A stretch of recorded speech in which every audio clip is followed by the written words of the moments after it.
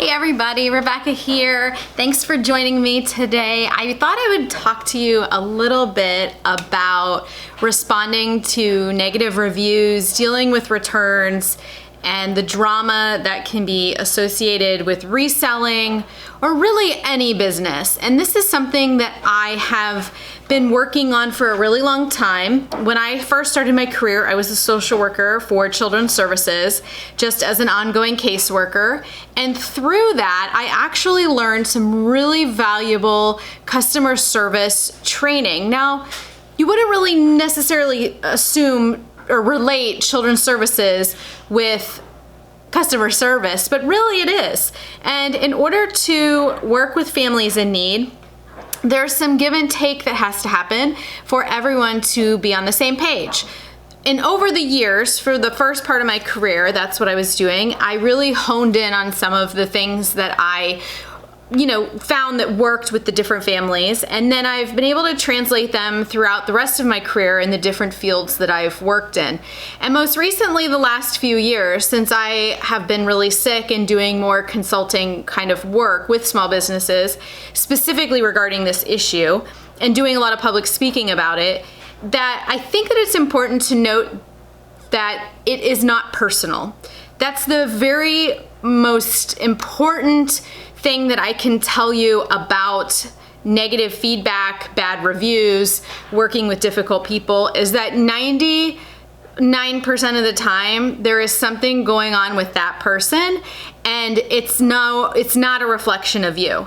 However, it is a reflection of you when you respond to it, and that's what I want to talk about.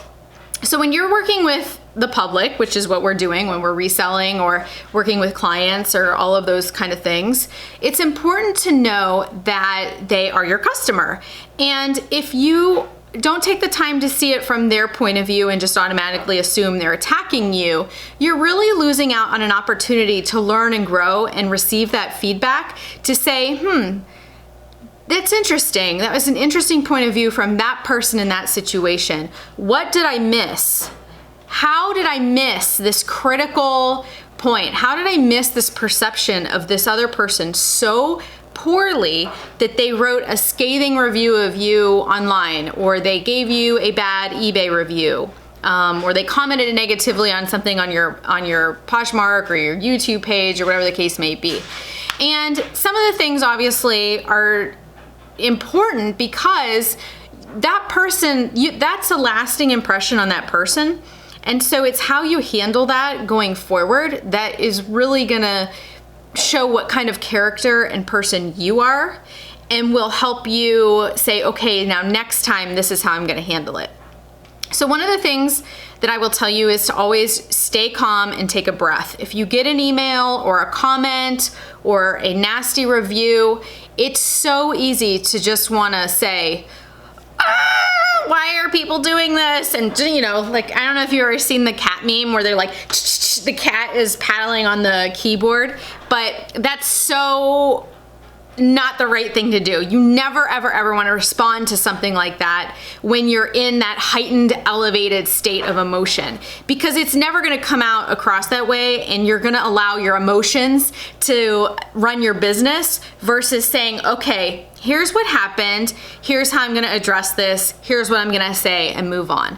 Now, one of the problems that I have with Poshmark is that you cannot delete comments. So a lot of the times when you want to find out maybe why that person gave you a 1-star review or a 2-star review, those never go away. So if they start blasting you on the post about, it was so horrible, it took forever to ship, this, that, and the other, regardless of what you say, that information is still on there.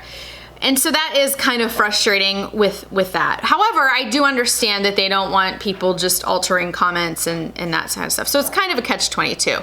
Now on eBay, often people will get messages from buyers trying to extort them if they don't, they're gonna leave them a bad review and do this, that, or the other.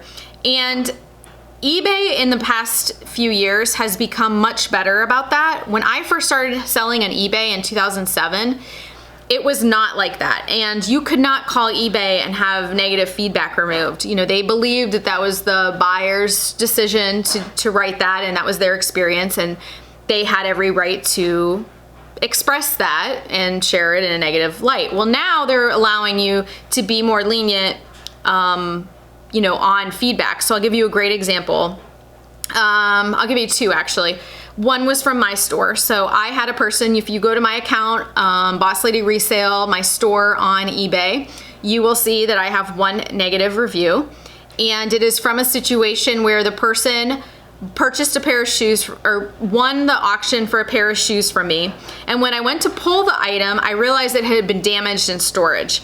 And it was damaged, like the heel was broken off of it. I don't know what happened to it. That was prior to me having my new methods where I just kind of threw everything into a box. But it broke, and I emailed her, or him, I assumed it was her because we have female shoes.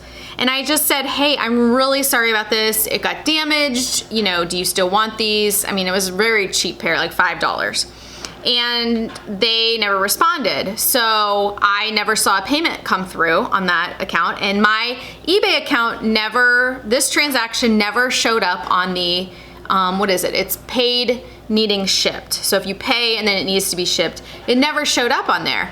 So I was not fully aware that this person had paid and expecting these shoes to come. A few weeks later, they emailed me and said, hey, I never got these shoes. I said, hey, you never paid? They said, yeah, you did. You need to check your account. And sure enough, they did. And within 20 minutes, that person had a refunded chargeback to their, you know, PayPal account or whatever. And I handled it immediately. I did exactly what PayPal told me, or what eBay told me to do. And in that time, that person decided to write a negative review about me and share that they had to ask eBay, eBay had to make me give them a refund, which was not the case. And I called eBay, and simply eBay took away the comment. They didn't take away the negative because it was that person's opinion. And you know what? I am not afraid of negative feedback. I responded to that person, and I just said, I'm really sorry. It was an issue with the system, and I did refund your money within 20 minutes. So I just responded to it. The biggest thing about that is responding. So if you have those people that are writing something that are not, not truthful, but their perception is not what happened, well, I guess they're lying. You can always respond in a respectful manner and just simply stating the facts of, okay, here, and I know you only have so many characters in eBay, so you can't really do it a lot, but you can say, okay, here's what happened, here's what I did, or I made a mistake, I'm sorry, there's no harm, no foul in apologizing. And then another example are the extortion type feedback emails you'll get where it's like, well, if you don't refund my money, I'm gonna, write you terrible feedback. And typically eBay does a pretty good job at removing those. If you call them, that's not part of, like the buyer's etiquette and buyer's guide for eBay. So that is something that they will help you out with. So just so you know, if you have any questions on how to handle a situation or a return or an email, you can always call eBay. Now you're gonna wait, well, let's see, yesterday I waited on the phone for 12 minutes, but I ended up getting it taken care of. So I just wanted to let you know that you can call eBay. They are helpful most of the time. I've seen a lot of people post on Instagram and other social media sites that if you don't get the response you want, you can keep calling back. I don't have time in the day to spend an hour on eBay trying to get a rep that's gonna side with me. I feel that I provide good customer service, I provide accurate descriptions of my items, I take good pictures, and for me, if something goes wrong and they don't like it, then, there's only so much that I can do, but I'm not gonna bend over backwards for every buyer. Now, what's happening on Poshmark lately is, I believe the new people, this seems to be happening with new buyers. So people who are coming onto Poshmark, they're not sellers, they're just buyers, and they have, 100 people following them or not many friends, and they buy something from your closet, and then they give you a 3 or a 4-star review. And to me, I don't think Poshmark does a very good job of explaining what you are actually reviewing. So whereas if you go on to Amazon and you get a product, typically you review the product. So for instance, I just got this new camera and I want to go on and review it. So this camera's awesome, whatever. If you don't like the camera, it doesn't affect the company or the seller. But on Poshmark, if they don't like the shoes or it doesn't fit, because Poshmark does have a no return policy, I think that allows people to just click 4 stars. And so they don't really realize what they are responding to. Now, I have had people, I've been selling on Poshmark for, let's see, about 18 months now, and I have had 2 1-star reviews, and both of them, when I asked them questions about why they were 1 stars, ended up reversing them because one person didn't understand how the rating system worked, and the other person wrote me a 1-star review because the measurement I took of the top of the shorts was ½ an inch different than what it actually was. And I just simply said, I just don't think that's a fair 1 out of 5 star when the item was exactly, but it was this much. And so they did change it to a 5-star review. The other thing that's frustrating about Poshmark is there are people who are selling small volumes of items on there, and they're able to create beautiful packages with, drawings and ribbon and bows, and they're putting tissue paper and folding it up and putting extra presents and cards and handwritten letters and gushing over buying it. And to me, I'm spending my money on quality stuff, getting it out on time. I am shipping, I don't know, like this week so far, I've already shipped 60 things. I don't have time to write a handwritten thank you note to every single person. I include a little thank you card. My items are photographed, folded, and put right into a Ziploc plastic bag to be stored so they are not damaged, and they are in the exact same condition as I took pictures of I store them with. So that's why I just pop the plastic bag, the Ziploc bag with the items in it, into a poly mailer or another USPS bag that's not a flat rate. Don't send flat rate on Poshmark. And I send it on my way. I just think that there's a precedent set on Poshmark that is unrealistic for people who are actually trying to make full-time money doing reselling and profiting from selling their own stuff. So that's my other thing about Poshmark.